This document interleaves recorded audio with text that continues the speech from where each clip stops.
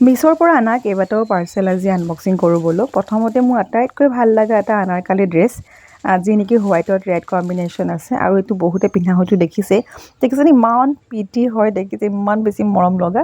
আৰু এইটো সময়ত মোক এই ড্ৰেছটো খুবেই প্ৰয়োজন আছিলে বুলি মই ভাবোঁ, কাৰণ এইটো বহুতে দেখিছেনে কিমান ধুনীয়া, গাত একদমেই লাগি নাথাকে, আৰু এটা ছাইড পকেটো আছে। এনেকৈ ফ্ৰক টাইপত পিন্ধিবও পাৰে বা লেগিংছৰ লগত, আৰু যি লগতে পিন্ধিলেও খুব ধুনীয়াকৈ মেটচিং কৰিব।